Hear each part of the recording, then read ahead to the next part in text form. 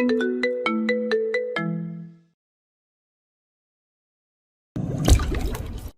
মামুনি ছোট মামুনিকে দেখছি না যে। তোর শাশুড়ি তোর জন্য কি সব কেনাকাটা করতে গেছে। বারবার এই শাশুড়ি স্বামী নতুন বউ শব্দগুলো অসহ্য লাগছে তার। সম্পর্কগুলো তাই কথা বাড়ালো না। ঈশান ফিটফাট হয়ে নেমে আসছে নিচে। সিঁড়ির মাথা থেকে ডাইনিংয়ে বসা তিতিরের উপর চোখ পড়লো। পাশে এক গাদা খাবার নিয়েও ঠায় বসে আছে, মেয়েটা খাচ্ছে না। ঈশান নিচে আসতে আসতে ততক্ষণে ডিম ভাজা নিয়ে এসেছেন রিক্তা। তিতির আর চোখে একবার দেখলো ঈশানকে দেখেই একগাল হাসলো রিক্তা। ছেলে মেয়েদের সাথে তাদের যাদের সকলেরই বন্ধুর মতো সম্পর্ক। সবার পরে ওঠার কথা ছিল তোদের, তোরাই দেখি সবার আগে হাজির। আদৌ কি ঘুমিয়েছিলি নাকি? খেয়ে দিয়ে ঘুমোতে যাবি কোনটা? হ্যাঁ, দুজনাই কিছু বলল না। রিক্তা মুখ টিপে হাসলেন। ছেলে মেয়ে দুটোকে আর লজ্জা দিতে চাইলেন না। ঈশান সকালে এসব হেভি ফুড মোটেও খাবে না। সেদ্ধ ডিম, দুটো ব্রেড আর এক গাদা স্যালাড নিয়ে চিবাচ্ছে। তবে তিতিরের সামনে তার প্রিয় খাবার রেখে ডিম দিয়ে খাওয়ার রহস্য বুঝল না। তিতির কয়েকবার হাতে গোনা খাবার মুখে তুলল। জ্বরে মুখের স্বাদ একদমই নষ্ট হয়ে গেছে। মুখে ধরল না খাবার ছেড়ে উঠে গেল। কি হলো মা, খাবি না? খেতে ইচ্ছে করছে না মেজো মামুনি। সে কি, আমি বললাম জ্বর হয়েছে তোর, না হলে। কিছু হয়নি, আমি রুমে গেলাম। তিতির দাঁড়ায় না। ঈশান আর চোখে খেয়াল করলো সবটা। কি রে বাপ, কিছু হয়েছে? মেয়েটা কি হবে? কিচ্ছু না। খেতে ইচ্ছে হয়নি, খাইনি। এত আদিকেতা কিছু নেই, খেতে পেলে একাই আসবে। সিঁড়ির মাঝ থেকে সবটাই কানে গেল তার। আদিক্ষেতাই সত্যিই তাই। বুক চিরে দীর্ঘশ্বাস বেরিয়ে এলো। দ্রুত পায়ে গেল নিজের ঘরের দিকে। বেলা গড়িয়েছে অনেকক্ষণ। ঈশানের খাওয়া দাওয়া শেষ হয়নি এখনো।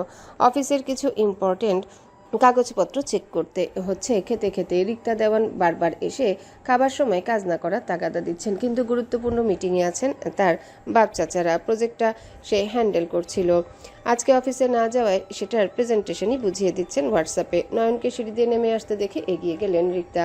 ছেলের চোখ মুখ দেখে আটকে উঠল এক প্রকার। একই চোখ মুখের অবস্থা, পুরো মুখ শুকনো, ফর্সা মুখখানা কেমন কালচে হয়ে আছে, মাথা চুলগুলো উস্কো খুস্কো, চোখ লাল হয়ে আছে, চোখের নিচে কালি পড়া। আর্তনাদ করে উঠে ছেলের হাত ধরলেন গিয়ে। হ্যাঁ রে বাপ, ঘুম হয়নি রাতে? দিকে তাকে মৃদু হাসলো নয়ন। টেবিলে ঈশানকে দেখে আরেক দফা বুকটা দুমড়ে মুচড়ে উঠল তার। দীর্ঘশ্বাস ফেলে এসে বসলো খাবার টেবিলে। গুড মর্নিং ভাই। ঈশান মাথা নাড়ল। মর্নিং। রিক্তা ততক্ষণে ছেলের প্লেট এনে সামনে দিয়েছে। খাবার তুলে দিচ্ছেন প্লেটে। এত দিও না, খেয়ে নিয়ে এতটুকু আগে। কি হয়েছে তোর বাপ বলতো? তোরও শরীর খারাপ? হ্যাঁ, তোরও শব্দটি শুনে মাথা তুলল নয়ন। আর কার শরীর খারাপ? রিক্তা দেওয়ান দীর্ঘশ্বাস ফেলে চোখ মুখ মলিন করে জবাব দেয়। তিতিরের। এই যে দেখ না, কিচ্ছু খেতে পারলো না মেয়েটা, জ্বরও এসেছে।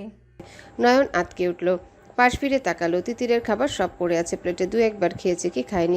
কিচ্ছু খায়নি, জ্বর আসে কেমনে? নয়নের চোখ মুখ কুচকে গেছে। রিক্তা মাথা নাড়ল। কি জানি, খেতে পারলো না। বৃষ্টি হচ্ছে মা, বৃষ্টির পানি ওর গায়ে লেগেছে নিশ্চিত। ওর বৃষ্টির পানি সয় না, তার উপর সিজন চেঞ্জ ভাই। কথাগুলো বলেই ঈশানের দিকে তাকালো নয়ন। নয়নের কনসার্নের মধ্যে কাজ থেকে ধ্যান সরে এসেছে ঈশানের। তার থেকে ভালো তিতিরকে নয়ন চেনে। বরাবরই এইরকম নয়ন তিতিরের প্রতি। ও বৃষ্টিতে ভিজেছে। জানি না। ভাইয়ের কাঠখোট্টা উত্তরে নয়ন কথা বাড়ায় না। নিজেও চেয়ার ছেড়ে উঠে দাঁড়ায়। খাবি না? চেচিরকে দেখে আসি, ওষুধ খায় না মনে করিয়ে না দিলে। আর দেখি খেলো না যে কি খেতে ইচ্ছে করছে, অন্য কিছু এনে দিব নাকি? রিক্তা এক নজর তাকালো ঈশানের দিকে। ঈশান এক হাতে খাবার মুখে তুলছে, অন্য হাতে ফোন। মন বোধ হয় ফোনে। ছেলের দিকে দোনা মনে করে তাকালো। তুই আগে খেয়ে যা বাপ, তারপর না হয়। কি যে বলো মা, মেয়েটা খায়নি, আমি আগে দেখে আসি। নয়ন দাঁড়ায় না, দ্রুত পা বাড়ায় সিঁড়ির দিকে। রিক্তা দেওয়ান খাবারগুলো ঢেকে রাখে। ঈশানকে বারবার লক্ষ্য করছে। ঈশানের মধ্যে কোনো ভাবান্তর দেখা গেল না। খানিক হাঁপ ছাড়লেন তিনি। নিজের ছেলেকে এসে চিনে। যতই বলুক তিতিরকে বোনের নজরে দেখে, এটা সে মানে না। পেটে ধরেছে সে। ছেলের মনের কথা বুঝবে না, সেটা হয়। কিন্তু এখন তিতিরের প্রতি এত যত্ন ছেলেকে এসে দেখাতে দেবে না। ভাইয়ের বউ এখন তিতির, তার প্রতি আগের অনুভূতি রেখে যত্ন করা মানায় না।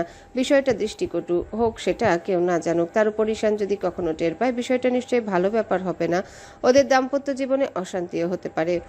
দরকার হলে ছেলের সাথে আলাদা কথা বলবেন তিনি।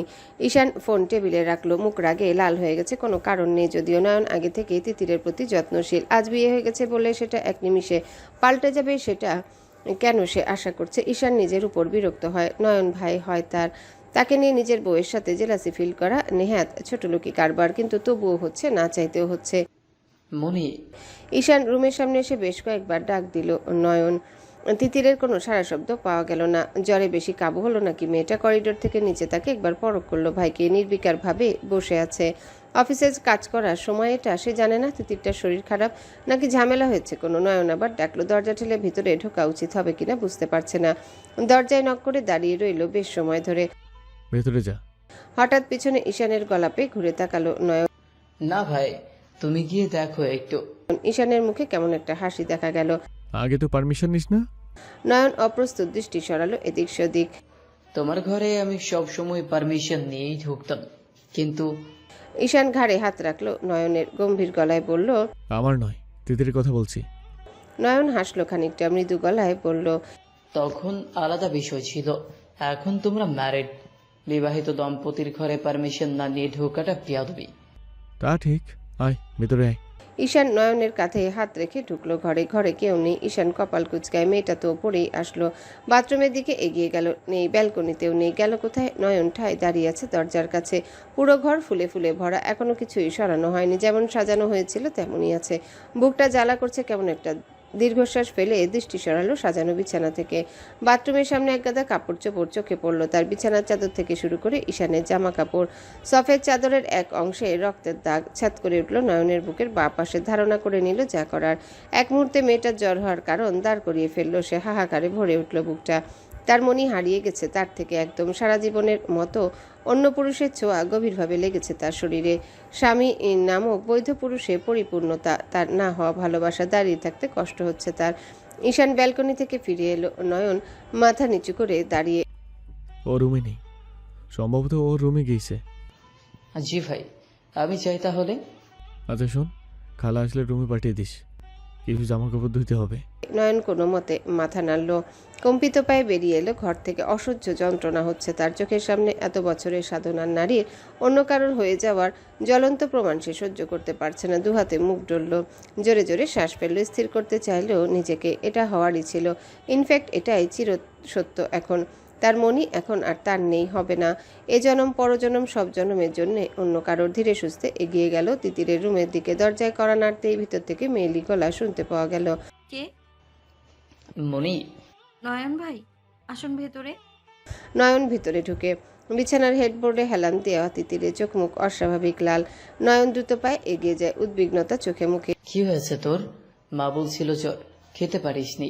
তেমন কিছু না ভাইয়া, সামান্য জ্বর। ওই আমি জানি, বলতে হবে না। তিতিরকে থামিয়ে দিল। বোকামেটা জ্বরের কারণে ব্যাখ্যা করে লজ্জায় ফেলে দেবে।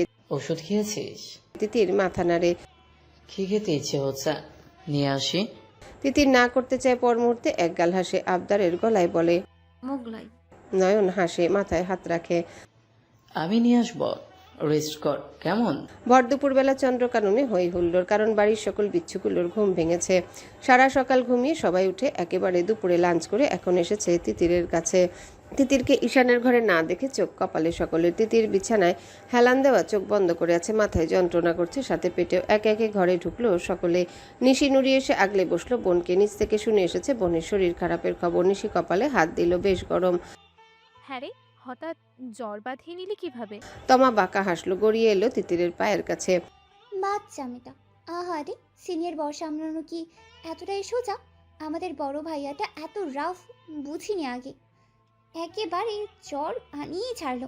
শব্দ করে হেসে ফেললো সকলে। তিতির মুখ কুচকে ফেললো। মেয়েটার সবসময় বাজে কথা। গম্ভীর গলায় বলল। বাজে বকিস না, বড় আপুদের সামনে।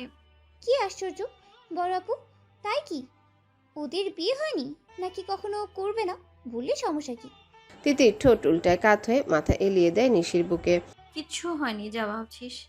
তমা তো হো হো করে হেসে ওঠে। হাত বাড়িয়ে তিতির গলার ওড়নাটা টান মেরে সরিয়ে ফেলে। একে একে ভেসে ওঠে কণ্ঠদেশ, বুকের উপরের অংশ, এদিক সেদিক, ফর্সা বুকে লাল কালচে বিশেষ দাগগুলো। এগুলো কি তাহলে বিড়ালের খামচি? বিড়ালটা বড্ড দুষ্টু, বল, কি কষ্ট না দিয়েছে।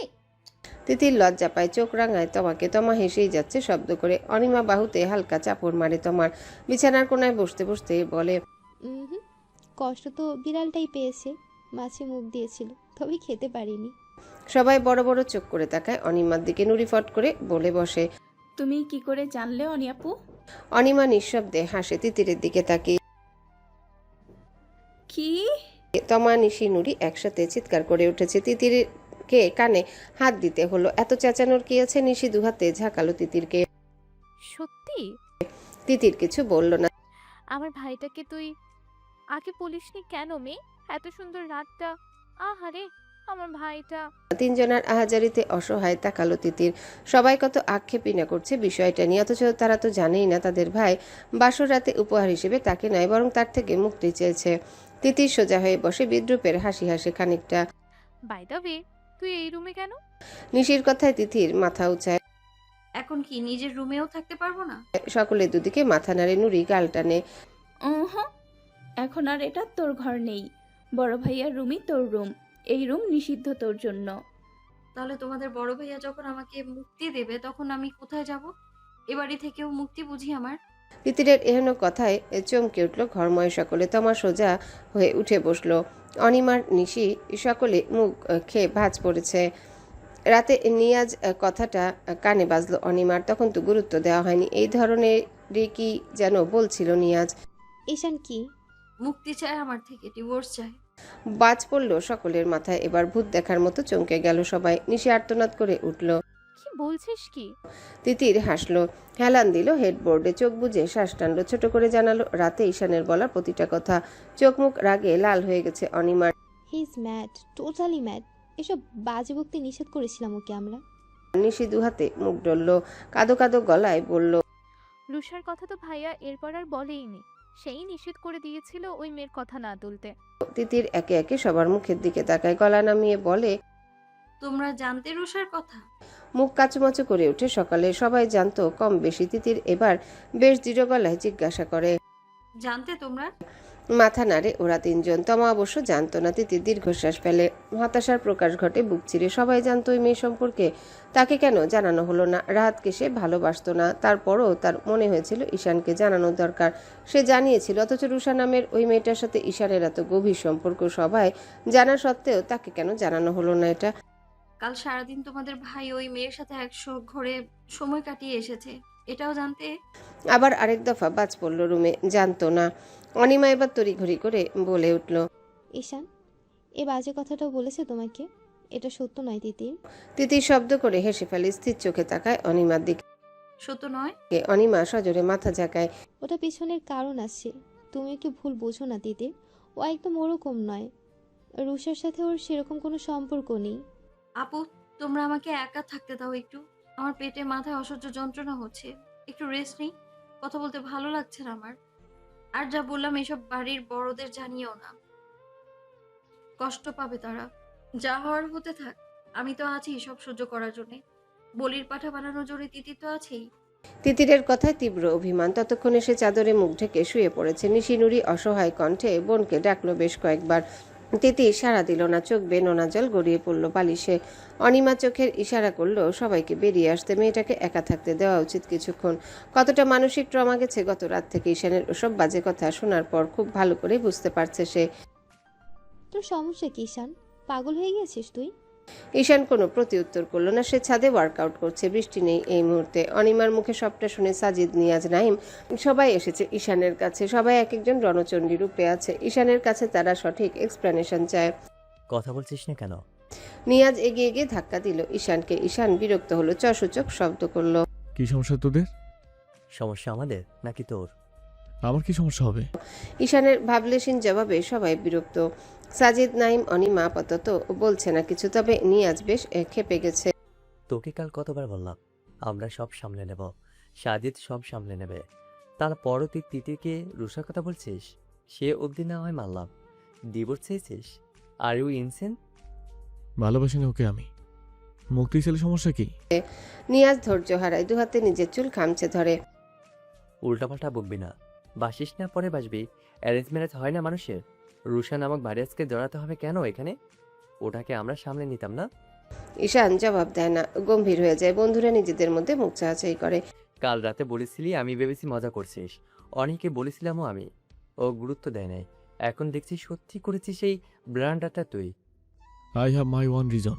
ঈশানের গম্ভীর জবাবে দূরে সরে দাঁড়ায় নিয়াজ। মেজাজ খারাপ হচ্ছে তার। সাজিদ এগিয়ে আসে, এবার হাত রাখে বন্ধুর কাঁধে। ঈশান মাথা ঘোরায় না, দৃষ্টি সামনে অদূরে সারি সারি ধান ক্ষেতের দিকে।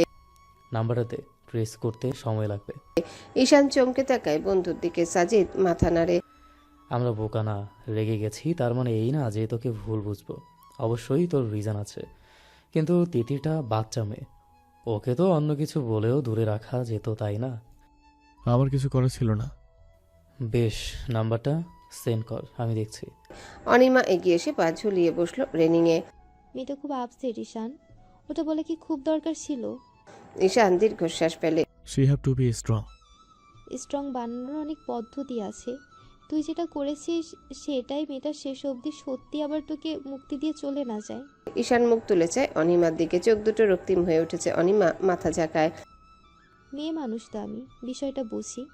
তুই বলছিস ওকে ভালোবাসিস না, তারপর যদি তিতির অন্য কারোর কাছে চলে যায় তোর ভালো লাগবে না? ওকে কেউ ছুঁয়েছে সেটা ইমাজিনে তো দূরে থাক, এটা লিখে নে তুই, সেখানে তুই অন্য মেয়ের সাথে। এটা একটা মেয়ে হয়ে বাসরে তুই কীভাবে সহ্য করবে? আমার কিচ্ছু করার ছিল না। আমি দেখিস, বেশি স্ট্রং করতে গিয়ে পাষাণ্য হয়ে যায় মেয়েটা। প্রথম রাতে যেটা করেছিস। নিয়াজ রাগে গজগজ করছে। ঈশানটা বড্ড একরোখা, সামান্য ভয় পেয়ে পাগলামি করা ছেলে ও না, নিশ্চয়ই বড় কিছু আছে। তারপরও রাগ হচ্ছে। ডিভোর্সের কথাটা প্রথম রাতেই তুলতে হতো। মেয়েটাকে রীতিমতো টর্চার। ধরনীর বুকে আধার নেমেছে। সন্ধ্যার রেশ কেটে গিয়ে রাতের ছায়া নেমেছে বেশ খানিকক্ষণ। দীর্ঘ কয়েক ঘন্টার আকাশযাত্রা শেষে যখন বিশাল বিমানটা ধীরে ধীরে মেঘের স্তর ভেদ করে নিচে নামতে শুরু করলো, তখন জানালার বাইরে প্রকৃতি ধীরে ধীরে দৃশ্যমান হচ্ছে আর কি। দূরে কোথাও নিচে ছড়িয়ে থাকা শহরের আলো ধীরে ধীরে স্পষ্ট হয়ে উঠছে। নদীর আঁকাবাঁকা রেখা, ছোট ছোট ঘরবাড়ি, রাস্তার সরু আলোর মালা, সব মিলে একটা পরিচিত ভূখণ্ড ধীরে ধীরে ফিরে আসছিল তার চোখের সামনে। কতগুলো দিন পর নিজের দেশে ফেরা। তবু এই ফিরে আসার মধ্যে সেই স্বস্তি নেই যেটা সাধারণত থাকে। বুকের ভেতর অদ্ভুত একটা ভার জমে আছে। তার কারণ অবশ্য আছে। পাশেই বসে আছেন তার মা।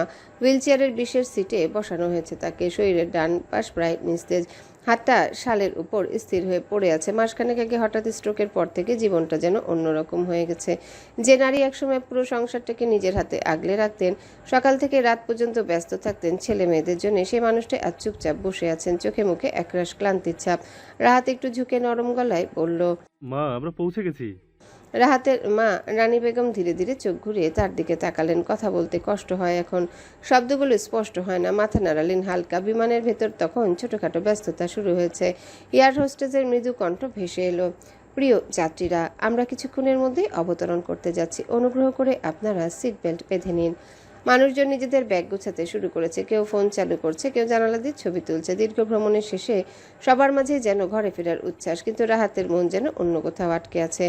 তার সমস্ত মনোযোগ এখন মায়ের দিকে। তার উপর তিতিরের সাথে যোগাযোগ করতে পারেনি আজ এতগুলো দিন। বুকের ভিতরটায় দলা পাকিয়ে আছে। ওই মুখটা দেখে না আজ কতগুলো দিন। বিমানটা ধীরে ধীরে রানওয়েতে ছুঁয়ে নামলো। চাকার সঙ্গে মাটির ঘর্ষণ, একটা ভারী শব্দ হলো। তারপর ধীরে ধীরে গতি কমে এলো। জানালার বাইরে বিশাল এয়ারপোর্টের রানওয়ে, সারি সারি আলো, দূরে দাঁড়িয়ে থাকা অন্য বিমানগুলো, সব যেন চোখের সামনে স্পষ্ট হয়ে উঠল। কিছুক্ষণ পর দরজা খোলা হলো। প্রথমে সাধারণ যাত্রীরা নামতে লাগলো। তারপর বিমান কর্মীরা বিশেষভাবে এসে রাহাতের মাকে হুইলচেয়ারে বসিয়ে নামানোর ব্যবস্থা করলো। রাহাত খুব সতর্কভাবে মায়ের পাশে দাঁড়িয়ে রইল, যেন সামান্য অসাবধানতাকেও তাকে কষ্ট না হয়। বিমানের সরু দরজা পেরিয়ে বাইরে বেরোতে হালকা গরম আর আর্দ্র বাতাস মুখে এসে লাগলো। বিদেশের ঠান্ডা শুষ্ক আবহাওয়ার পর এই উষ্ণ বাতাসটা অদ্ভুতভাবে পরিচিত মনে হলো। টার্মিনালের ভেতরে ঢুকে চারিপাশের ব্যস্ততা যেন আরও স্পষ্ট হয়ে উঠল। বড় বড় কাচের দেয়াল দিয়ে আলো ঢুকছে, মেঝেতে ঝকঝকে প্রতিফলন তৈরি হচ্ছে। ট্রলি ঠেলার শব্দ, মানুষের কথাবার্তা, সব মিলে একটা জীবন্ত পরিবেশ চারপাশে। ঘোষণার মাইকে মাঝে মাঝে ভেসে আসছে বিভিন্ন ফ্লাইটের নাম। Attention please, flight arrival. মানুষের ভিড়ের মাঝখান দিয়ে ধীরে ধীরে এগুতে লাগলো রাহাত। এক হাতে হুইলচেয়ারের হাতল শক্ত করে ধরে আছে, অন্য হাতে নিজের ছোট ব্যাগটা। তার চোখ বারবার মায়ের মুখের দিকে চলে যাচ্ছে। মায়ের চুলে সাদা রং আরও স্পষ্ট হয়ে উঠেছে, চোখের নিচে ক্লান্তির ছাপ। হঠাৎ করেই তার মনে পড়ল ছোটবেলার একটা দৃশ্য। স্কুলে যাওয়ার সময় মা প্রতিদিন দরজার সামনে দাঁড়িয়ে থাকতেন, ব্যাগটা ঠিক করে দিতেন, কখনো চুলে হাত বুলিয়ে দিতেন। আজ যেন সময় উল্টো হয়ে গেছে। আজ সেই মায়ের পাশে দাঁড়িয়ে আছে রক্ষকের মতো। হঠাৎ খেয়াল করলো চোখ জ্বালা করছে তার। বাবা মারা গেছে সে যখন খুব ছোট। তার ভাই বোনেরা বাবাকে তেমন একটা পায়নি বলতে গেলে। মাই তাদের আগলে মানুষ করেছে। তার মামারা কত জোর করেছে মাকে অন্য জায়গায় বিয়ে দিতে, কত বলেছে গোটা জীবন পড়ে রয়েছে বাচ্চাদের, তারা মানুষ করবে, কিন্তু তার মা রাজি হয়নি। ছেলেমেয়েগুলোকে আঁকড়ে গোটা একটা জীবন পাড়ি দিল। ইমিগ্রেশন লাইনে তাদের আলাদা ব্যবস্থা করা হয়েছে। একজন কর্মী তাদের এগিয়ে নিয়ে যাওয়ার জন্য আসতে রাহাত মাথা নেড়ে ধীরে ধীরে এগিয়ে গেল। মাঝে মাঝে মানুষজন একটু থেমে তাকাচ্ছে, হয়তো হুইল চেয়ারে বসা ক্লান্ত নারীটিকে দেখে অথবা ছেলেটার নীরব যত্ন দেখে। সব প্রক্রিয়া শেষ হতে বেশ কিছুটা সময় লাগলো। তারপর তারা পৌঁছালো আগমনী লাউঞ্জের সামনে। সামনের বিশাল কাচের দেয়ালের ওপাশে দেখা গেল অপেক্ষমান মানুষের ঢল। কেউ ফুল হাতে দাঁড়িয়েছে, কেউ অধীর হয়ে ফোনে কথা বলছে, কেউ আবার উত্তেজনায় বারবার ভিড়ের দিকে তাকাচ্ছে। কেউ হয়তো প্রিয় মানুষকে অনেকদিন পর দেখতে যাচ্ছে, কেউ হয়তো নতুন কোনো জীবনের শুরু করতে এসেছে। এই কোলাহলের মাঝেও রাহাতের চারিপাশটা যেন অদ্ভুতভাবে নীরব লাগলো। তাদের জন্য কেউ দাঁড়িয়ে নেই। কে থাকবে, কে আছে তাদের? দীর্ঘশ্বাস ফেলে একটু নিচু হয়ে মায়ের কানে বলল, মা, আমরা দেশে ফিরে এসেছি। মায়ের চোখ জোড়া কেমন চিকচিক করছে, খুশিতে ঝলমল হয়ে গেছে। ঠোঁটের কোণে খুব সামান্য একটা হাসি ফুটলো। সেই হাসিটা দেখে রাহাতের বুকের ভেতরে হঠাৎ একটা শক্ত অনুভূতি জেগে উঠল। বিদেশে বড় বড় হাসপাতাল, নামী ডাক্তার, সব জায়গায় ঘুরেছে তারা। ডাক্তাররা বলেছে সময় লাগবে, ধৈর্য লাগবে, হয়তো পুরোপুরি সুস্থ হতে অনেক সময় লাগবে। সে অবশ্য এই ভাবতেই পারেনি তার মাকে জীবিত ফেরত আনতে পারবে। ডাক্তার অবধি আশা ছেড়ে দিয়েছিল। সৃষ্টিকর্তার অশেষ রহমতে সে হুইলচেয়ারের হাতলে হাতটা একটু শক্ত করে ধরলো। তারপর ধীরে ধীরে কাচের বিশাল দরজার দিকে এগুলো। একপাশে সাইড করলো হুইলচেয়ার, এগিয়ে এলো মায়ের সামনে। রাহাতের মা রানী বেগম খানিক জিজ্ঞাসু চোখে তাকালেন ছেলের দিকে। এখানে থামার কারণ জানতে চাইলো হয়তো। রাহাত হাঁটু ভেঙে বসলো মায়ের সামনে, মৃদু হেসে বলল, তোমার বৌমাকে খবর দিই আমরা ফিরছি। তোমার চক্করে তাকে তো ভাসিয়ে দিয়েছিলাম, সে বোধহয় চিন্তায় অস্থির। রানী বেগম হাসে। ছেলের অস্থিরতা দেখেছে সে, মেয়েটাকে যে বড্ড ভালোবাসে। দূরের গাড়ির হর্ন শোনা যাচ্ছে, ট্যাক্সির সারি দাঁড়িয়ে আছে, মানুষজন ব্যস্ত পায়ে ছুটে যাচ্ছে। রাহাত একবার আকাশের দিকে তাকালো। আকাশ দারুণ মেঘলা। বৃষ্টি নামলো বলে পকেট থেকে ফোন বের করে কাঙ্ক্ষিত নাম্বারটাতে ডায়াল করলো। দুবার রিং হয়ে কেটে গেল ফোন। রাহাত চোখ মুখ কুঁচকে তৃতীয়বার কল করলো। এবার অবশ্য ফোন রিসিভ হলো। তিতির ঘুমাচ্ছিল। জ্বর এখন খানিকটা বেড়েছে। পিরিয়ডের সময় এমনিতেও সে ব্যথায় বিছানা ছেড়ে উঠতে পারে না, ব্যথায় জ্বর এসে যায়, তার উপর বৃষ্টিতে সারা রাত ভিজেছে। এত মানসিক চাপ, শরীরটা একদম দুর্বল হয়ে আছে। আধো অন্ধকার রুম, একটা মাত্র নীল ডিম লাইট জ্বেলে রাখা, কম্বলে নখ অবধি ঢেকে রাখা মেয়েটার। বালিশের পাশ থেকে হাতড়ে ফোনটা হাতে নিল, সরু চোখে তাকালো আননোন নাম্বার। ফোনটা কানে ঠেকালো। হ্যালো, কে বলছেন? কতদিন পর সেই কণ্ঠস্বর শুনল সে। রাহাতের মুখে প্রশান্তি ছেয়ে গেল। আবেশে চোখ বুজে ফেললো, ধীর গলায় ডাকলো, পড়ি। চিরচেনা সেই কণ্ঠস্বর। এই নামে তাকে কে ডাকে সে খুব ভালো করেই জানে। বুকের ভিতরটা ছ্যাদ করে উঠল। চমকে ফোনের স্ক্রিনে তাকালো। ফোন কানে ঠেকিয়ে বিস্ময় গলায় বলল, রাহাত ভাই, আপনি কোথায় ছিলেন এতদিন? রাহাতের বুক জ্বালা করছে। কতগুলো দিন এই কণ্ঠ শোনার জন্য অস্থির হয়েছিল সে। পাগলের মতো সময় গুনেছে। মেয়েটার উদ্বিগ্ন কণ্ঠস্বরে বুকটা ছটফট করছে। এক নজর চোখের দেখা দেখতে মেয়েটার কণ্ঠে চিন্তার ছাপ স্পষ্ট। রাহাত নরম গলায় বলল, সরি পড়ি, খুব সরি। আমাকে অনেক খুঁজেছো না? চিন্তা করেছো? আপনাকে আমি অসংখ্য বার কল করেছি, কতবার তার হিসেব নেই। সকাল বিকাল, কিন্তু আপনাকে পাইনি আমি। আমি এখানে এসে ফোনটা হারিয়ে ফেলি। ওই সময় মায়ের অবস্থাও খুব খারাপ ছিল। মাকে নিয়ে এত বাজে অবস্থায় ছিলাম যে তোমার সাথে যোগাযোগ করতে পারছিলাম না। একা সব দিক সামলাতে হতো। দেশে ফেরা মাত্রই তোমাকে কল করেছি। এখনও এয়ারপোর্টেই দাঁড়িয়ে আমি। রাহাতের উত্তেজিত কণ্ঠস্বর স্থির হয়ে শুনল তিতির। লোকটার গলাতে উচ্ছ্বাস প্রকাশ পাচ্ছে। এতদিন পর তার সাথে কথা বলতে পারার উচ্ছ্বাস, তাকে কৈফিয়ত দিতে পারার উচ্ছ্বাস। বুকের চিরে দীর্ঘশ্বাস বেরিয়ে এলো তার। ধীর গলায় বলল, আন্টি কেমন আছে এখন? রাহাত স্থির রইল। এক নজর দেখলো মায়ের দিকে। মলিন হলো চেহারা। মা প্যারালাইজড। খানিক দম নিল। তিতির সান্ত্বনা সূচক কিছু বলার আগে আবার উত্তেজিত কণ্ঠ শুনতে পাওয়া গেল রাহাতের। মা তোমাকে আমার বউ করে আনার জন্য ছটফট করছে। বারবার বলছে মৃত্যুর আগে একবার তোমাকে। তিতিরের বুকের ভিতর কেউ হয়তো ছুরি দিয়ে আঘাত করলো। থামিয়ে দিতে গেল রাহাতকে। রাহাত ভাই, আমার আপনার সাথে। রাহাত বোধহয় খেয়ালই করলো না তিতির কি বলতে চাইলো। কালই আমরা যাব তোমার বাড়িতে তোমার হাত চাইতে। মা তো অস্থির হয়ে গেছে, শরীরটা খুব খারাপ। শেষ ইচ্ছেটা দ্রুত পূরণ করে দিতে চাই আমি মায়ের। তোমাকে বউ করে এনে মাকে একবার শেষ দেখা দেখিয়ে দিতে চাই। না হলে মা মরে গেলেও শান্তি পাবে না। তার খুব শখ তোমাকে বউ করে আনার। তিতিরের অস্থিরতা বাড়ছে। রাহাতকে সত্যিটা না জানালে বড্ড দেরি হয়ে যাবে। যদি রাহাত ভাই বাড়িতে আসে একটা কেলেঙ্কারি ঘটবে। চন্দ্রা দেওয়ান নিশ্চয়ই অপরাধ বোধে ভুগবেন। তাছাড়া রাহাত ভাইও কেমন রিয়েক্ট করবে? তিতির অধৈর্য গলায় বলে, আমার কথাটা শুনুন। ফোন বেশ শব্দ হচ্ছে এখন। এয়ারপোর্টের দিকটায় আকাশ ভেঙে বৃষ্টি নেমে পড়েছে, সম্ভবত নেটওয়ার্কও পাচ্ছে না। রাহাত অসহ্য শব্দে কান থেকে ফোন বেশ খানিকটা সরিয়ে ফেলল। তিতিরের কথা কিচ্ছু শোনা যাচ্ছে না, চেঁচিয়ে বলল, নেটওয়ার্ক সমস্যা করছে তিতির, শুনতে পাচ্ছি না। হ্যালো পরি, শুনছো? তিতির অবশ্য শুনতে পাচ্ছে। রাহাত আরো কিছু বলার আগে সে তার কথা দ্রুত শেষ করতে চাইল। আমি কথা রাখতে পারিনি রাহাত ভাই, আমার বিয়ে হয়ে গেছে, ক্ষমা করবেন আমায়। একটা কথাও শুনতে পেল না রাহাত। বৃষ্টির শব্দে কিচ্ছু শোনা যাচ্ছে না, তার উপর নেট প্রবলেম তো আছে। এক হাতে হুইল চেয়ার পিছিয়ে নিল, খানিকটা বৃষ্টির ঝাপটা আসছে। ফোন জোরে কানে চেপে ধরল, উচ্চ গলায় বলল, পরি, কিচ্ছু শুনতে পাচ্ছি না। বৃষ্টি নামছে আবার, অনেক রাত হয়েছে, ঘুমাও কেমন? আর একদম কাল তোমার বাসায় দেখা হচ্ছে, রাখি কেমন? ভালোবাসি পরি। তিতির কিচ্ছু বলতে পারল না গুছিয়ে। যা বলেছে রাহাত তার এক বর্ণ যে শুনতে পায়নি তা সে খুব ভালো করে বুঝতে পারল। কি করবে এখন সে? রাহাত কাল বাড়িতে যদি আসে? অস্থির হাতে ফোন লাগালো তমার নাম্বারে, ঘড়ি দেখলো, রাত হয়েছে বেশ 11:15। এখন তমাকে আসতে বলাও কেমন দেখায়। তমা ফোন ধরলো সাথে সাথে। তিতির কখনো তাকে কল করে না, যা কথা হয় মেসেজে। হঠাৎ ফোনে এসেও ভরকে গিয়েছে। ঠিক আছিস? জ্বর কমেছে? আসতে পারবি একবার? এখন? আর্জেন্ট। তুই এগিয়ে মেইন দরজায় দাঁড়া, ভয় লাগে আমার। আসছি। দাঁড়া, নয়ন ভাইকে পাঠাই, অপেক্ষা কর। এটাই চাইছিলাম। তিতির হেসে ফেলে। সে জানতো তমা এটাই চাচ্ছে, পাশাপাশি বাড়ি।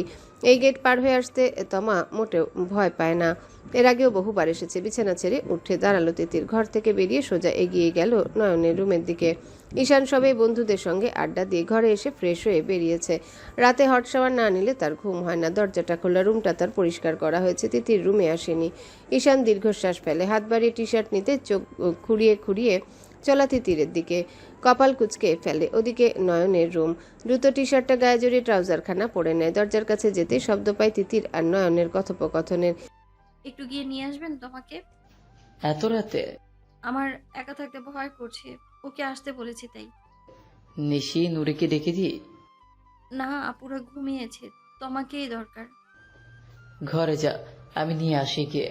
তিতির মাথা নাড়ে। নয়ন দ্রুত পায়ে নেমে যায় নিচে। তিতির ঘুরতেই সামনে পড়ে ঈশানের। গায়ে কালো টি শার্ট, সাদা ট্রাউজার, বুকে আড়াআড়ি হাত ভাঁজ করে দরজায় ঠেস দিয়ে দাঁড়ানো। চুলগুলো ভেজা, টপটপ করে পানি পড়ছে। সাবান নিয়েছে নিশ্চয়। স্থির তীক্ষ্ণ দৃষ্টিতে তাকিয়ে আছে তারই দিকে। তিতির নিজের বুকের ভিতর কম্পন অনুভব করলো। কাপা কাপা পায়ে পাশ কাটিয়ে চলে যেতে গিয়ে গম্ভীর কণ্ঠে ডাকে থামতে হলো তাকে। ঘরে আয়। ঘরেই তো যাচ্ছি। পরিবার ধরে বেঁধে বিয়ে দিয়েছে, আলাদা করে থাকতে? তিতির পিছনে ফিরল না, ঠায় দাঁড়িয়ে রইল। জানছে কে? সবাই ঘুমোচ্ছে, কেউ না জানলেই তো হলো। পাকনামি করবি না, সকলে দেখে ফেলে কি করবি? আমি সকালে জলদি উঠি, তাছাড়া অত সকালে কেউ উপরেও আসে না, দেখার চান্স নেই। তিতির দ্রুত পায়ে এগিয়ে যায় নিজের কামরার দিকে। ঈশান বিরক্ত হয় তিতিরের একের পর এক যুক্তিতে। রাগ উঠে যাচ্ছে। ঝটপট শক্ত করে চেপে ধরে হাতে, হ্যাঁচকা টানে নিজের দিকে আনে। সমস্যা কি আপনার? যখন তখন গায়ের জোর দেখান আপনি। সীমায় থাকতে বলেছি না আমি আপনাকে? সরু চোখে মাথা নিচু করে তিতিরের মুখ পানে তাকিয়ে রয় ঈশান। শরীরটা বেশ গরম এখনো, একদিনের জ্বরে মুখের দিকে তাকানো যাচ্ছে না। ফর্সা মুখটা রক্তিম হয়ে আছে। ফালতু কথা না বলে ঘরে আয়। তিতির রীতিমতো হাত ছাড়ানোর জন্য ছটফট করছে। ঈশান উল্টো শক্ত করে চেপে আছে। তমা আসছে, আমার রুমেই শোবো আমি। আমার দায়িত্ব আমি নিলাম, কেউ জানবে না আমরা আলাদা ঘুমাই। ছাড়ুন এবার। সিঁড়িতে হঠাৎ পায়ের আওয়াজে তিতিরকে টেনে হুড়মুড়িয়ে নিজের ঘরে ঢুকলো ঈশান। রিক্তা দেওয়ার নয়নের খাবার নিয়ে উপরে আসছেন।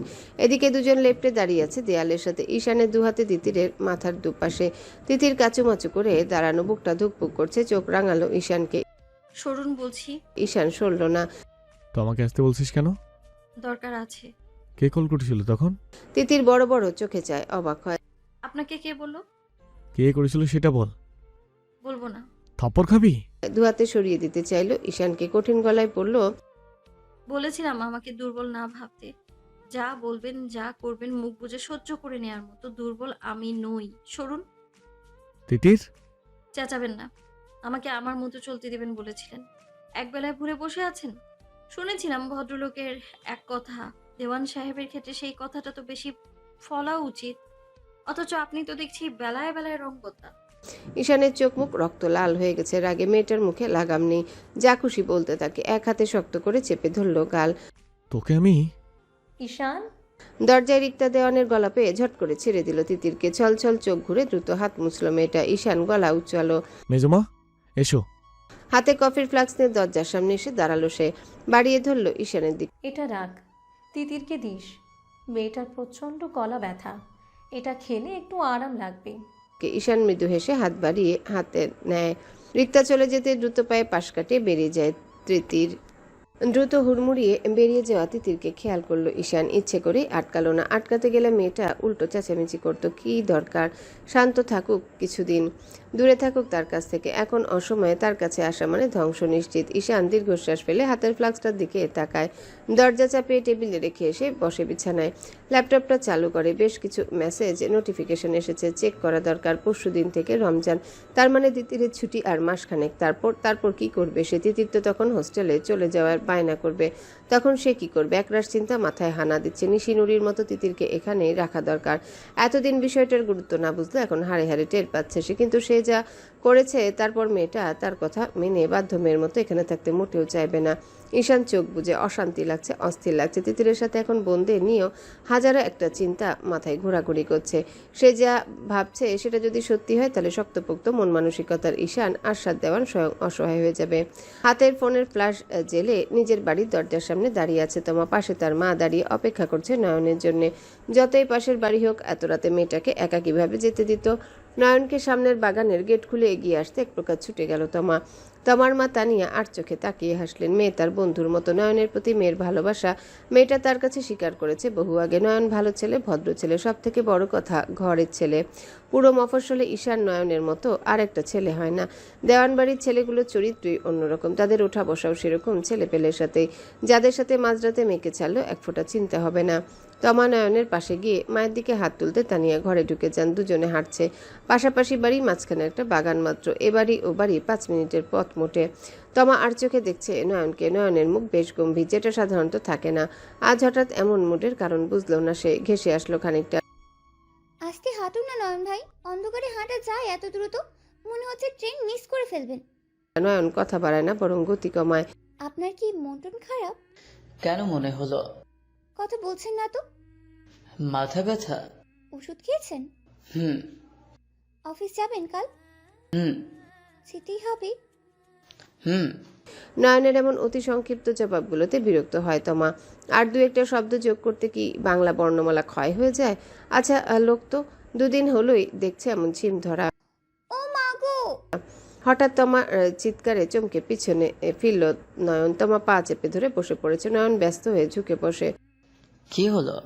তমার মুখ কাদো কাদো, চোখ টলমল করছে। কতবার বললাম আস্তে হাঁটুন, শুনলেন না? গেল তো অন্ধকারে পাটা মুচকে। আহারে আমার পাটা! নয়নের চোখে মুখে চিন্তার ভাঁজ পড়ল। দ্রুত হাত বাড়ালো পায়ের দিকে। চমকে পা সরিয়ে নিতে চাইলো তমা। কি করছেন? পায়ে হাত দিবেন না। নয়ন বিরক্ত হলো। ভ্রুদয়ের মাঝে সরু ভাঁজ দিয়ে তোমার হাত সরিয়ে দিল পায়ের উপর থেকে। আলতো হাত ছোঁয়ালো তোমার বা পায়ের গোড়ালিতে। তোমার শরীর শিরশির করে উঠলো। চোখ বুজে নিল সাথে সাথে। এইখানটায়? তোমার মাথা নাড়লো ধীরে সুস্থে। নয়ন পাখানা নাড়াচাড়া করলো খানিকটা। আসলে যতটা চিৎকার করে ব্যথার অভিনয় করেছে, তোমার ততটা মোটেও ব্যথা পায়নি। খাঁটি বাংলায় বলতে গেলে ব্যথাই পায়নি। নয়নের সাথে খোলা আকাশের নিচে খানিকটা সময় কাটানোর ধান্দা সবই। আনমনে হাসলো। নয়ন ব্যস্ত হাতে পাটা নাড়াচাড়া করে দিচ্ছে। ব্যথা আছে এখনো? তো থাকবে না? চিনচিন করছে, নাড়ালে অসহ্য ব্যথা। দেখি সরুন, উঠতে দিন। নয়নকে ঠেলে একা ওঠার ভান করতেই 2 হাতে বাহু চেপে ধরল নয়ন। আস্তে উঠ।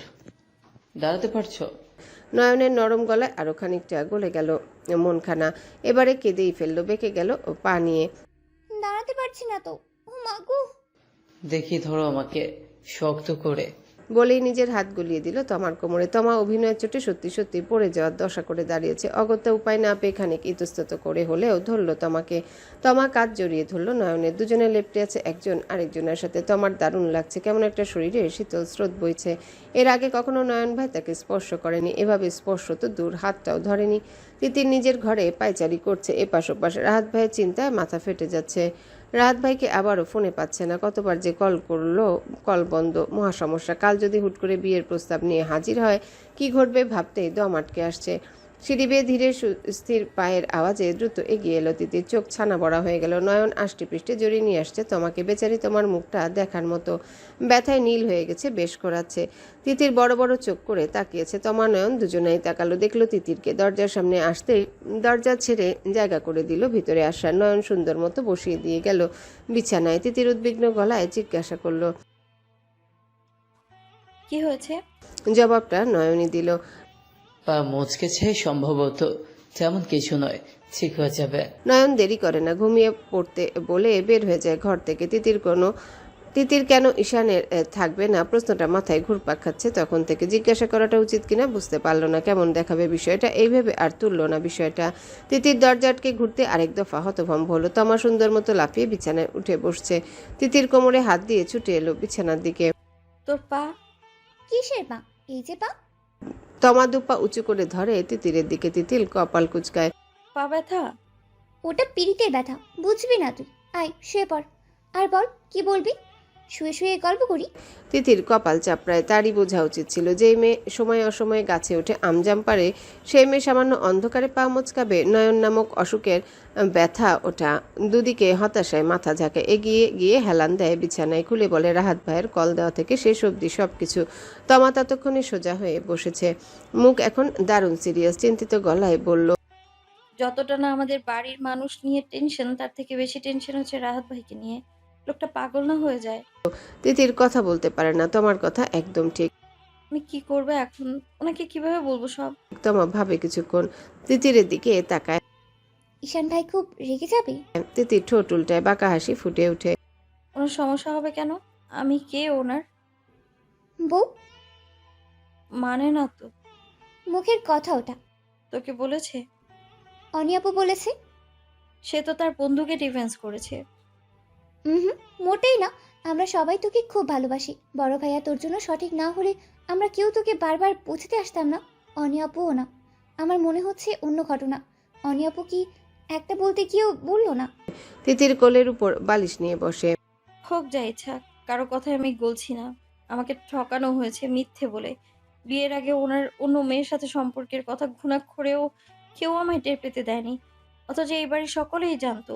বড় মামুনি, বড় মামা, এমনকি দিদাও। জানতাম না শুধুমাত্র আমি। এটা কি আমাকে ঠকানো হয়নি? আমি বোঝা এই বাড়ির? তমা আগলে ধরে তিতিরকে গালে গাল ঠেকায়। বোকামি। বোঝা হলে অন্য কোথাও বিয়ে দিয়ে বিদায় করতো। ঘরের ছেলের সাথে বিয়ে দিয়ে ঘরে রাখতো না। তিতির ছল ছল চোখ নিয়ে চুপ করে থাকে। কিন্তু উনি নিজে বলেছে রুষার সাথে বিয়ের কথা। ওইটাও মিথ্যা। তোকে এসব কান পড়া কে দিয়েছে বলতো? যেখানে উনি নিজে স্বীকার করেছে। করুক শিকার। নিয়াজ ভাইয়ারা সবাই বলেছে বড় ভাইয়া মিথ্যে বলেছে তোকে। কারণ কি সেটা বলার? সেটা তো জানি না, তবে আছে তো অবশ্যই। যতদূর বুঝলাম বড়সড় কারণ। তিতির ভাবুক হয়, যা ইচ্ছে কারণ থাকুক। এত সহজে মাথা নোয়াবার পাত্রী নয় সে। আত্মসম্মানের কাছে এক চুল ছাড় দেবে না সে। যা হওয়ার হয়েছে। আপাতত রাহাত ভাইকে আটকানো দরকার, সব কথা বুঝিয়ে বলা দরকার। রাহাত ভাইকে আবার ফোনে পাচ্ছি না, কি করি বলতো? সকালে চেষ্টা করি, ভোর হতে পারে, তখন পাবো। তিতির একমত হয়। মনটা অশান্ত হয়ে আছে। গভীর রাত, ঘড়ির কাঁটায় এ সময় দাঁড়াচ্ছে 2:30। ঈশান ঘর ছেড়ে বেরিয়ে এসে দাঁড়ালো তিতিরের ঘরের সামনে। মেয়েটা দরজা খুলে ঘুমায়। আজকেও কি খুলে ঘুমিয়েছে? ভেতরে যেতে ইচ্ছে হচ্ছে, কারণ ছাড়া ইচ্ছে, তবুও মন চাইছে। বেশ খানিকক্ষণ দরজার সামনে পায়তারা করছে। ঘরে শুধু তিতির নেই, তমাও আছে বিধায় এত ইতস্ততা কাজ করছে। 7-5 ভেবে বেয়াদবের মতো ঘরে ঢোকার পরিকল্পনা বাতিল করে এসে ফিরল নিজের রুমে। মেয়েটা মাত্র একদিন ছিল তার রুমে, অথচ ঘরটা আজ কেমন ফাঁকা ফাঁকা লাগছে। বিছানার দিকে তাকিয়ে রইল। গতরাতে দুজনের বিশেষ মুহূর্ত চোখের সামনে ভেসে উঠল। মৃদু হাসলো ঈশান। চেয়েছিল মেয়েটাকে শাস্তি দিতে, ভালো তো বাসেইনি কখনো। তার সামনে অন্য পুরুষের কথা বলার শাস্তি, তার সাথে বেয়াদবি করার শাস্তি, সব ছাপিয়ে এখন অন্য অনুভূতি কাজ করছে একদিনের ব্যবধানে। এ আবার কেমন অনুভূতি? বুকটা কেমন জোরে সোরে শব্দ করছে। বাড়ির সবাই বারবি ডাকে, পুতুল ডাকে, ভুল ডাকে না, সাক্ষাৎ পুতুল একটা। মুখজোড়া রাজ্যের মায়া কাজ করে। দীর্ঘশ্বাস ফেলে ঈশান। সম্পর্কটা স্বাভাবিকভাবে শুরু করতে পারল না, আর না সামনে পারবে কিনা তা নিশ্চয়তা দিতে পারছে না এখনই। তিতির এখন তার বিবাহিত বউ, কিন্তু বোনদের কথাও আলাদা করে ভাবতে হবে তার। ফোনে নাম্বার ডায়াল করলো কারোর একটা, সাথে সাথে রিসিভ হলো। ছবিগুলো ডিলিট হয়েছে? কোনো সামাজিক যোগাযোগ মাধ্যম নেই, তবে কারোর ল্যাপটপ ফোল্ডারে ওইখানে আছে, ওটা সহজে ডিলিট হবে না। Try heart as soon as possible. Okay. Phone রেখে আঙ্গুলে কপাল ঘষে ঘটনা কি থেকে কিসে এসে আটকেছে ভাবতেই সব গুলিয়ে যাচ্ছে। কাক ডাকা ভোরে ঘুম ভেঙেছে তিতিরের। আবহাওয়াটা মোটেও স্বাভাবিক না আজকে, মেঘলা পরিবেশ যদিও, তবে বৃষ্টির সম্ভাবনা আপাতত বোঝা যাচ্ছে না। তমা বেঘরে ঘুমাচ্ছে। ফোন হাতে নিতেই চোখ ছানা বড়া। রাহাত ভাইয়ের বেশ কয়েকটা কল মেসেজ। দু হাতে চোখ মুখ ডলে তোমাকে ডেকে তুলল তিতির। ঘুম জড়ানো চোখ মুখ তোমার। রাতে দুজনে বেশ রাত অব্দি জেগেছিল। এত সকাল সকাল ডাকায় ঝিমুনি ছাড়ছে না। কল করব? করবি মানে করে ফেল। কাপা হাতে ডায়াল করলো তিতির। কয়েকবার রিং হওয়ার পরে কল তুলল। রাহাতে স্পষ্ট কণ্ঠ, সেও হয়তো ঘুম থেকে উঠেছে বেশ আগে। রাহাত ভাই, পরি, রাতে এতবার কল করেছিলে, আমি খেয়াল করিনি একদম। এসেই ক্লান্ত হয়ে শুয়ে পড়েছিলাম। ঘুম ভাঙার সাথে সাথে তোমাকে ব্যাক করেছি। তুমি হয়তো ঘুমাচ্ছিলে। সব ঠিক আছে? তিতির তমার দিকে জিজ্ঞাসু দৃষ্টিতে তাকিয়ে থাকে। তমা মাথা নেড়ে বলতে বলে, আপনি আজকে আসবেন দয়া করে? ওপাশ থেকে রাহাত চমকালো হয়তো, তবে কণ্ঠ স্বাভাবিক রাখলো। কেন, কোনো সমস্যা? ফোনে এত কথা বলা সম্ভব নয় রাহাত ভাই, তবে দিদার শরীর ভালো না। গত সপ্তাহে হার্টের অপারেশন ছিল। এখন কোনো কিছু নিয়ে আলোচনা মানেই বুঝতেই তো পারছেন। আমি তো রাহাত ভাই, একবার দেখা করতে পারবেন? আজকে আসলে তো দেখাই। প্লিজ রাহাত ভাই। বেশ, আসবো না আজকে। কোথায় দেখা করতে হবে বলো, কোথায় আসবো? অত দূর থেকে আসবেন, এতগুলো ঘন্টার ব্যাপার ফোনেই বলতে পারতেন। কিন্তু এত ভাবছো কেন? তোমার জন্য আমি কি কি করতে পারি তার আন্দাজও নেই তোমার। কয়েক ঘন্টার জার্নি তো মা বলি মাত্র। এত হেজিটেট করছো কেন আমার কাছে? না মানে বাসায় আসতে নিষেধ করছি, কিন্তু সেই দেখা করতে বলছি। ওটা কিছু না, ভেবো না এত। দেখা করলে বরং ভালোই হবে। তোমার পরিবারের সবার সম্পর্কে আগে জেনে নেই, তারপর দু একের মধ্যে তোমার বাড়িতে প্রস্তাব নিয়ে যাব। এতেই বরঞ্চ ভালো হবে। পরিবার সম্পর্কে না জেনে শুনে আগেই গেলে দুপক্ষই অপ্রস্তুত হবে। আমি রওনা দেবো তাহলে একটু পর। পৌঁছতে সম্ভবত তাহলে রাত হবে। বাসে আসবো, তাহলে দ্রুত পৌঁছবো। আমি লোকেশন পাঠিয়ে দেবো কোথায় মিট করব। ঠিক আছে। সরি রাহাত ভাই। পরি, বারবার সরি বলে কেন আমাকে ছোট করছো বলো তো? তোমার জন্য আমি মরতেও পারি। এসব নিয়ে একদম কিছুই মনে করবে না। রাখি এখন, কেমন? রাহাত ফোন রাখে। তিতির স্থির হয়ে বসে রয়। রাহাত ভাই সবটা শোনার পর কি পাগলামিটাই না করবে ভাবতেই ভয় হচ্ছে তার।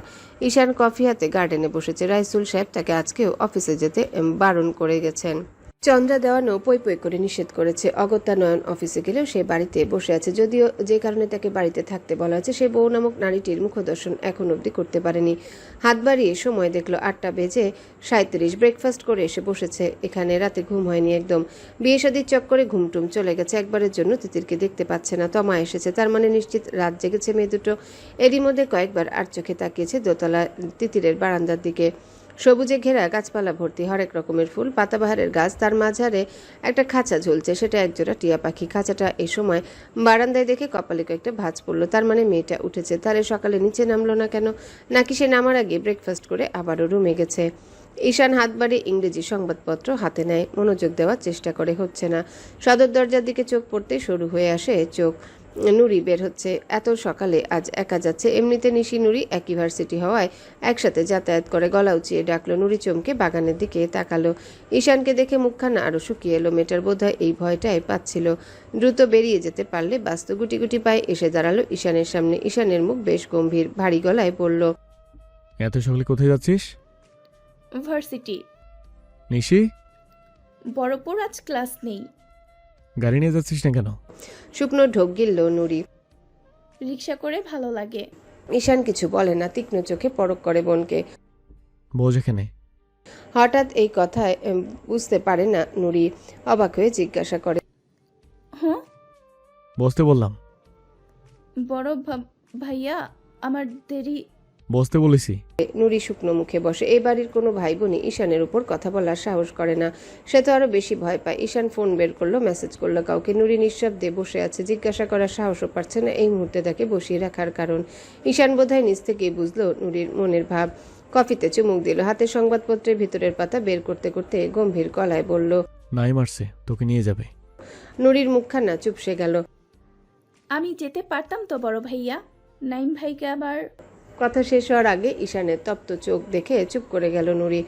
নাইম অফিসে যাবে তোর ভাষারির সামনে দিয়ে, তোকে ড্রপ করে দেবে। আর কয়েকদিন একা একা বের হবি না, কাউকে সাথে রাখবি। অনিচ্ছায় মাথা নাড়ে নুরি, উসখুস করতে থাকে এক প্রকার। তুই কাউকে ভালোবাসিস? আচমকা ঈশানের এমন প্রশ্নে মোটেও আশা করেনি নুরি। কিং কর্তব্য বিমূঢ় হয়ে গেল, বড় বড় চোখ করে তাকালো। চোয়াল ঝুলে গেছে। ঈশান মুখ না তুলে প্রশ্নটা করেছিল বিধায় নুরির অস্বাভাবিক মুখের ভাবভঙ্গি তার নজরে পড়ল না, তবে উত্তর না পেয়ে আর চোখে তাকালো। নুরি ততক্ষণে স্বাভাবিক হওয়ার চেষ্টায়। ভালোবাসিস? না তো, তেমন কেউ নেই। নিশিকে জিজ্ঞাসা করলো, ওই নিশ্চয়ই তোর মতো জবাব দিবে। নুরি আরেক দফা চমকায়।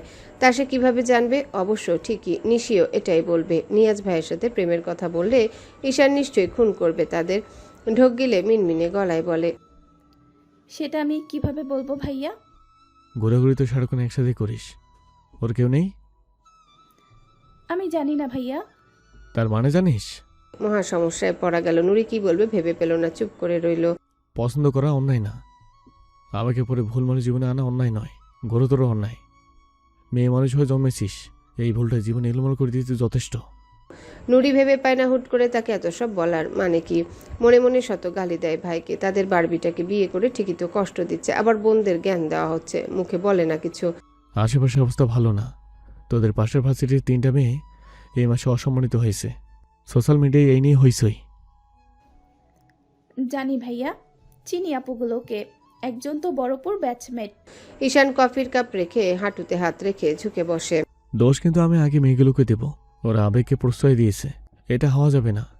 মেয়েদের হতে হবে স্ট্রং। সহজে কলেজে মিশে যাওয়া এমন হলে মেয়ে জাতি বর্তমান সমাজে টিকতে পারবে না। বড় হয়েছিস, আশা করবো বুঝবি সবটা, মেনেও চলবি। নুরি সজোরে ওপর নিচ মাথা ঝাঁকায়। গেটের কাছে গাড়ির হর্ন পাওয়া যাচ্ছে। ঈশানের ফোনে এরই মধ্যে নাইমের মেসেজ এসে পড়েছে। যা, নাইম এসেছে, ও ড্রপ করে দেবে, রাস্তা কোথাও নামবি না। নুরি গেটের দিকে এগোয়, গাড়িতে উঠে বসে। তাকে দেখে একগাল হাসে নাইম। নুরি কাচুমাচু হয়ে বসে আছে। ঈশানের কথাগুলো কানে বাজছে তার। সিট বেল্ট বেঁধে নাও। হ্যাঁ, বলটা বেঁধে নাও। নুরি সিট বেল্ট বেঁধে আরাম করে বসে। নাইমের দিকে তাকাচ্ছে না, দৃষ্টি সামনে। ধান ক্ষেতের মাঝখান দিয়ে পাকা রাস্তার উপর দিয়ে চলছে গাড়ি। নাইম এরই মধ্যে বেশ কয়েকবার ক্লাসে খেয়াল করেছে নুরিকে মেয়েটা মেধাবী, বাকিদের থেকে গায়ের রং একটু শ্যামলা, তবে মুখে অসম্ভব মায়া। এই মায়া এসে আটকেছে বহু আগে, তবে নিয়াজের মতো ঈশানকে ভয় পেয়ে প্রকাশ করা হয়নি সে প্রেম অনুভূতি। তাছাড়া নিশি যেমন স্বেচ্ছায় ভালোবেসেছে নিয়াজকে, নিজে আগবারই এসেছিল নুরির ভেতর, তার প্রতি সেরকম কিছু সে কখনো দেখেনি। সেও যদিও প্রকাশ করেনি, আড়ালে আবডালে দেখে গেছে বন্ধুর বোনকে। দুপুর গড়িয়ে বিকেলের শেষ ভাগ, সূর্যমামা যদিও দিব্যি আলো দিচ্ছে। সারা সকাল মেঘের ঘনঘটা কাটিয়ে রোদের দেখা মিলেছে দুপুরের দিকে। আবহাওয়া একদম ঠান্ডা, যদিও তিতির ব্যস্ত বাইরে যাওয়ার জন্য তৈরি হতে। অবশ্যই তোমাকে সাথে নিয়ে যাবে। একে তো তাকে একা যেতে দেওয়া হবে না, তার উপর সে নিজেও চায় না একা যেতে। তোমার বাড়ি থেকে তৈরি হয়ে রাস্তাতে অপেক্ষা করবে। রাহাত ভাই এরই মধ্যে মেসেজ করে জানিয়েছে সে প্রায় কাছাকাছি ঘন্টা দেড়েক লাগবে। আর তার মানে এখানে পৌঁছাতে আনুমানিক সন্ধ্যা 7:30 বাজবে। কাছেরই একটা ক্যাফেতে দেখা করতে বলেছে। তাদের বাড়ি থেকে অবশ্য বেশ দূরে, মফস্বল ছেড়ে শহরের দিকে। এখান থেকে তার যেতেও ঘন্টাখানেক লাগবে। ঈশান সিঁড়ি বেয়ে উপরে উঠতে গেলেই ডাক পড়ল রাহেলা দেওয়ানের। হন্তদন্ত হয়ে শাশুড়ির ঘর থেকে বেরিয়ে এলেন। ছেলেকে দেখে মুখ গোমরা করে বললেন, কোথায় ছিলি সারাদিন? কাজে। তোকে বারবার বললাম তিতিরকে নিয়ে একটু ঘুরে আয়, ভালো লাগবে দুজনেরই। কাজ ছিল মা। সবাই কোথায়? রাহেলা দেওয়ান শাড়ির আঁচলে ছেলের ঘামে ভেজা মলিন মুখটা মুছে দেয়। নিশি নুরিরা ছাদে কি সব গাছ এনেছে নুরি ফেরার সময়। রিশা, রোশনি, রাফিও ওখানেই। আর বাকিরা? রেহালা মুখ টিপে হাসে। ঘুরে ফিরে ছেলের নিজের বইয়ের সন্ধান চাইছে, সেটা মুখ ফুটে বললেই হয়। তোর চাচিরা তোর দিদার রুমে, বাবারা অফিসে। ঈশান হতাশ হয়, উসকুস করে। মাটা তার সবার কথা বলছে, অথচ যার কথা শুনতে চাচ্ছে তার কথা বাদে ছোট করে বলল, ও। রাহেলা এবার হেসে ফেললেন ছেলের মুখ দেখে। গলার আওয়াজ নামিয়ে বলল, তোর বউ অবশ্য ঘরে, যদিও বের হবে একটু। ঈশান চমকে তাকালো মায়ের দিকে, গম্ভীর গলায় বলল, বের হবে মানে? সন্ধ্যাবেলা বের হবে? তমা আছে সাথে, বাড়ির গাড়ি নিয়ে যাবে। ঈশান কথা বাড়ায় না, দ্রুত পায়ে উঠে আসে উপরে। সে যা আন্দাজ করেছিল বিষয়টা সম্পূর্ণ ভুল নয়। তাহলে খোঁজ নিয়ে জেনেছে রাহাত নামের ছেলেটা আজকে আসছে, তার মানে ধারণা ভুল নয় তার। তিথি সম্ভবত তার সাথে দেখা করতে যাচ্ছে। হাতের মুঠো শক্ত হয়ে এলো, রক্তিমাকার ধারণ করেছে, চোখ জোড়া, দাঁতে দাঁত চেপে নিজের ঘরে এলো। ঠিকই ধরেছিল, মেয়েটা তার রুমে নেই। পাশে হাঁটা ধরলো তিতিরের রুমের দিকে। রাগে মাথা টনটন করছে। দরজা নক করার প্রয়োজন বোধ করলো না, জোরে সোরে ধাক্কায় দরজা খুলল। তিতির তৈরি হচ্ছিল, নেভি ব্লু আনারকলি খানার পিছনের চেন আটকানোর জন্য চেষ্টা করছিল বেশ খানিকক্ষণ। সম্ভবত কিছুতে আটকে গেছে, টানাটানি করতে গিয়ে ঘেমে নিয়ে গেছে। আচমকা দরজা খুলে ঈশানের প্রবেশে হতভম্ব হয়ে গেল তিতির। সামনের খোলা চুলগুলো দ্রুত পিছনে ঠেলে দিল, একরাশ কালো কেশরাজি আড়াল করলো উন্মুক্ত পিঠখানা। ওড়না খুঁজলো এদিক সেদিক, ওড়না সম্ভবত বাথরুমে। কি এক লজ্জাকর অবস্থা!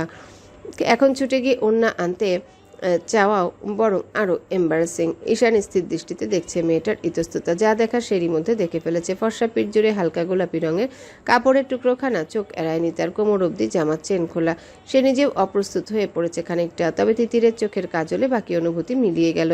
কমতে থাকা রাগ তরতর করে বেড়ে মাথায় চলল এক নিমিষে। সাজগোজ করেছে মানে?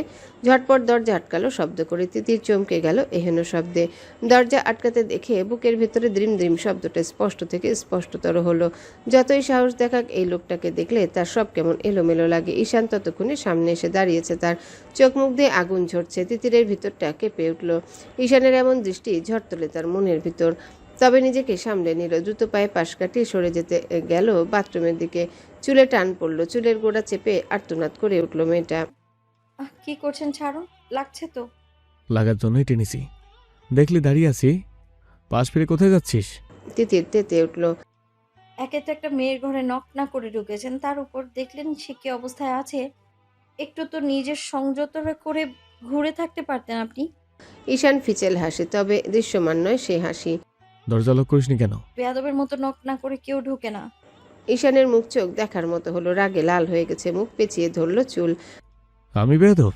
ব্যথায় চোখ জোড়া ভিজে উঠেছে, ঘাড় পিছন দিকে হেলে গেছে। টেনে ছাড়াতে চাইলেও ঈশানের হাত পারল না। তা নয় তো কি? নক না করে ঢোকা বেয়াদবি কি নয়? ঈশান এক ঝটকায় নিজের সাথে মেশালো। তিতিরের উন্মুক্ত পিঠ ঠেকলো ঈশানের সাথে। দেখাবো বেয়াদবি কি। পিঠে চুলগুলো সরিয়ে ফেললো পিঠ থেকে, চোখ আটকালো সেখানে। চোখের সামনে ভাসলো বিয়ের রাতে সেই নারী দেহের ছবি। পিঠের চুলগুলো সরিয়ে ফেললো পিঠ থেকে, চোখ আটকালো সেখানে। চোখের সামনে ভাসলো বিয়ের রাতে সেই নারী দেহের ছবি। আচমকা ঠোঁট ছোঁয়ালো তিতিরের পিঠে, শিওরে উঠলো মেয়েটা। টপ টপ করে পড়লো দুফোঁটা পানি। সরে যেতে পারলো না ঈশানের শক্ত বাঁধনের জোরে, দাঁতে দাঁত চাপলো। ছাড়ছে না কেন? কি ধরনের অশুভতা এইসব? ঈশান ঠোঁট সরালো সেখান থেকে। মেয়েটার শরীরের ঘ্রাণটা কেমন নেশা নেশা টানছে তাকে। অসভ্য যে আমি, তাই অসভ্যতাই করছি। আপনি ছাড়ুন। ঈশান মাথা নোয়ালো আরও একবার ঠোঁট ছোঁয়াতে, তবে দরজা জোরে সোরে কড়াঘাতে চমকে ছেড়ে দিল। দরজা লক করা, কিন্তু ঈশানের হাতের বাঁধন ঢিল হতে ছিটকে সরে গেল তিতির। চুলগুলো দিয়ে আবার আড়াল করলো পিঠ। তপ্ত দৃষ্টি নিক্ষেপ করতে চাইল ঈশানকে, তবে গলার আওয়াজ পাওয়া গেল দরজায়। তমা এসেছে। তিতিরের দেরি হচ্ছে জন্যে বোধহয় চলে এসেছে। তুই নিচে অপেক্ষা কর, নামছি আমি 5 মিনিটে। তিতির ঈশানের দিকে ফিরে ছুটে গিয়ে ঢুকলো বাথরুমে। শরীর কাঁপছে তার, এক আকাশ সমান। রাগ অভিমান ঘৃণা করতে চায় লোকটাকে। সে বুক চিরে বের হয় দীর্ঘশ্বাস। ওপরে ওপরে এক রূপ রেখে ভেতরে অন্য অনুভূতি লালন করার কষ্ট এখন বুঝতে পারছে না। কি দিন কবুলে বাধা পড়া স্বামীকে ভালোবেসে ফেলেছে সে, কিন্তু কিছুতেই সে তা প্রকাশ করবে না, কিছুতেই না। যে স্বামী বিয়ের প্রথম রাতে অন্য নারীর সঙ্গে গল্প করতে পারে, সে স্বামীকে আর যাই হোক তার দুর্বলতা সে দেখাবে না, কখনো না। বাথরুম থেকে সময় নিয়ে তৈরি হয়ে বের হয় তিতির। তার আশা ছিল ঈশান এতক্ষণে চলে গেছে। দরজা খুলে বিছানার পাশে বুকে আড়াআড়ি হাত ভাঁজ করে ঈশানকে কঠিন ভাবমূর্তিতে দাঁড়িয়ে থাকতে দেখে চিত্ত কাঁপল তার। এই দৃষ্টি হৃদয় অবধি চায় তা। সরিয়ে নিল নিজের বেহায়া দৃষ্টি। টেবিল থেকে ফোন আর পার্স নিয়ে দ্রুত বেরিয়ে যেতে চায় ঈশান। বাদ সাজে এবারেও দরজার সামনে এসে শটানে দাঁড়ায়। তিতির চোখ মুখ কুঁচকে ফেলে। ঈশানের মতিগতি বোঝার চেষ্টা করছে সে, গলা কঠিন করলো, চোখে চোখ রাখলো। কি সমস্যা? পথ কেন আটকাচ্ছেন? কোথায় যাচ্ছিস? তিতির একই রকম ভঙ্গিতে বলে ওঠে। বাইরে যাচ্ছি, দেখতেই পাচ্ছেন। পথ থেকে সরে দাঁড়ান, দেরি হয়ে যাচ্ছে আমার। ঈশান নির্বিকারভাবে তাকিয়ে থাকে, তবে রাগের ছাপ স্পষ্ট বোঝা যাচ্ছে। গমগমে গলায় বলে, বাইরে যাচ্ছিস সেটা তো দেখতেই পাচ্ছি। এত সেজে গুজে একা কোথায় যাচ্ছিস এই ভরা সন্ধ্যাবেলা, সেটা বল। তিতিরের মেজাজ খারাপ হলো। কোথায় সেজেছে সে? লোকটা চোখেও কম দেখা, এক প্রকার উচ্চ গলায় বলে, আমি আপনাকে কৈফিয়ত দিতে বাধ্য নই। ঈশানের মুখ কঠিন হয়। হাত চেপে ধরে তিতিরের বাহু, ব্যথায় মেয়েটা কেঁপে ওঠে। বাধ্য তুই। I am your husband. অন্য সময় হলে কথাটায় কি খুশি হতো তিতির কে জানে। আজ হাসি পেল, বিদ্রুপের হাসি, মুখে ফুটে উঠল সে হাসি। ওটা যোগ দেওয়ান সাহেব। বিয়ের দিন অন্য নারীর সাথে কোয়ালিটি টাইম স্পেন্ড করে বিয়ের প্রথম রাতে ডিভোর্স দিতে চান বউকে, আবার স্বামীর অধিকার ফলান মানে? Isn't it so lame? ঈশানের বুকে আঘাতটা লাগে। তিতিরের কথার আঘাতে ক্ষতবিক্ষত হয় বুকের পা পাশটা। তবে সে কথার জবাব দিতে পারে না সে, উপায় নেই দেওয়ার। বাহু ছেড়ে দেয়, তবে মুখ স্বাভাবিক হয় না। বজ্র কঠিন গলায় বলে, এই বাড়ির বউ হওয়ার আগে এবারে মেয়ে ছিলি, সেই হিসেবে কৈফত চাইছি না, ধরে নে। তিতির শব্দ করে হেসে ফেলে। সব কথাতেই তার হাসি পায় আজকাল। বাঁকা গলায় বলল, এখন আর মেয়ের সম্পর্ক নেই। যে মুহূর্তে কবুল পড়েছি আপনার নামে, তখন থেকে আমি এই বাড়ির বউ। আর এই বউকে আপনি মানেন না, তার থেকে কথায় কথায় কৈফিয়ত চাওয়া বন্ধ করুন তো। একটু তো হেজিটেট করুন, যেতে দিন আমায়। তিতির পা বাড়াতে উদ্ধত হলে আবারও বাহু চেপে ধরে চিৎকার করে ওঠে। ওই রাহাত নামের ছেলেটার সাথে দেখা করতে যাচ্ছিস? তিতির অবাক হয়। ঈশানের জানার কথা না, সে আর তমা ছাড়া কথাটা কেউ জানে না। তমা নিশ্চয়ই বলেনি, তবে মুখে বলে, এরই মধ্যে গোয়েন্দাগিরি করাও শেষ হয়। যাচ্ছি এবার তাহলে। পরকীয়ার বদনাম লাগাবেন?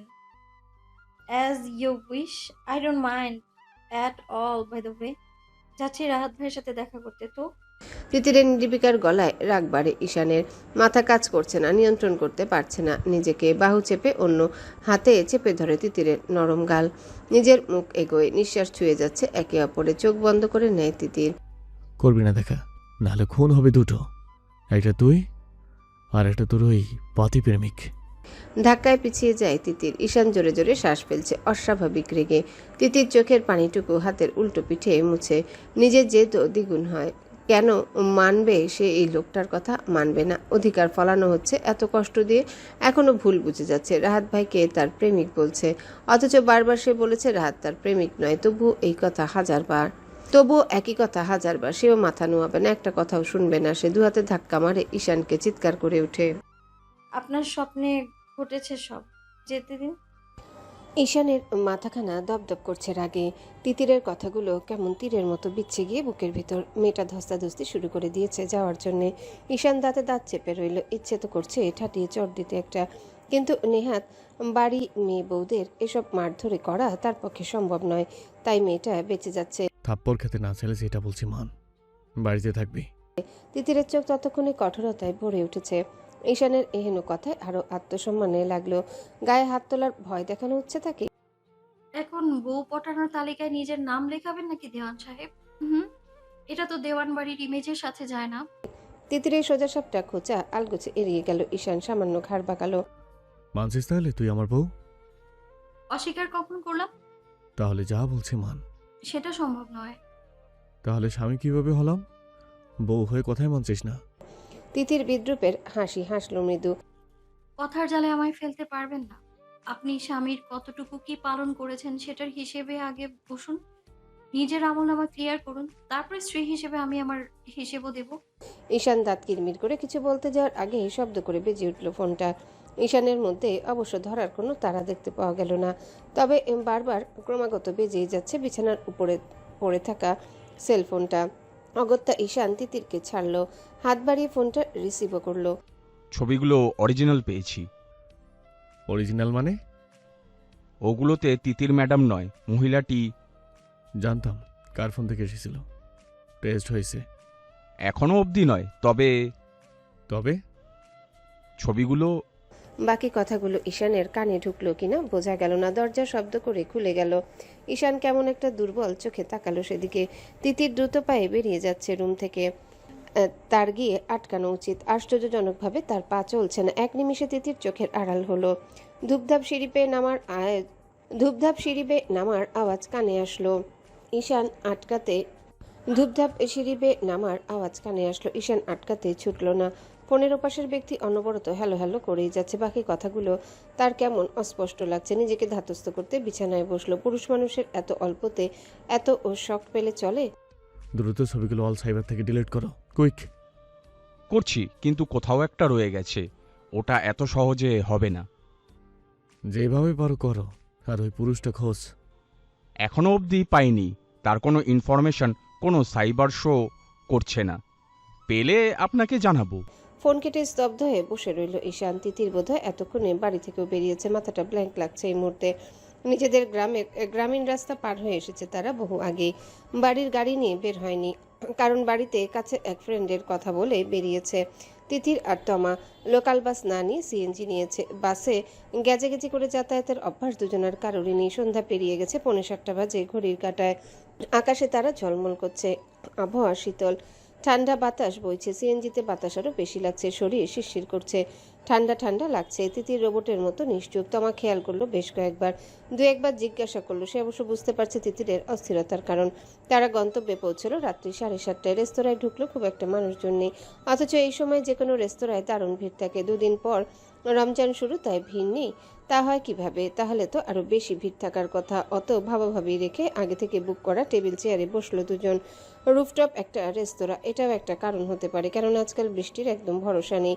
বলা কওয়া ছাড়াই হানা দেয় আয়োজন করে। অসময়ে হয়তো কেউ ভিজতে চায় না, তাই রেস্তোরাঁটার রুফটপে না বসে নিচতলা দিয়ে বসেছে। তমা তিতিরের মলিন মুখের দিকে তাকালো, আলতো হাত রাখলো তিতিরের বা হাতের উপর। Don't be guilty. এখানে তোর কোনো দোষ নেই তিতির। রাহাত ভাইকে যে তুই কখনো ভালোই বাসতি না, এটা আমার থেকে ভালো আর কে জানে। হতে পারে রাহাত ভাই বহু বছর আগে ভালোবাসে, তো তুই তো তার সম্মান দিতে চেয়েছিলি, কিন্তু ভাগ্য অন্য জিনিস তিতির। তোরা একে অপরের জন্য ছিলিস না। তিতির তাকায় তমার দিকে। হতে পারে, কিন্তু 2 4 মিলিয়ে দেখ, আল্লাহ আমাকে শাস্তি ঠিকই দিয়েছে, কিন্তু একদম সাথে সাথেই দিয়েছে। আমার দ্বারা রাহাত ভাই বিট্রেইড হয়েছে, আর আমার সাথেও সেই একই জিনিস ঘটলো। তোর বড় ভাই আমায়। তিতির বাকিটা শেষ করতে পারে না, গলা আটকে আসছে। হ্যালো বন্ধুরা, পরবর্তী পার্ট খুব তাড়াতাড়ি আসবে, তো সবাই অপেক্ষায় থাকো।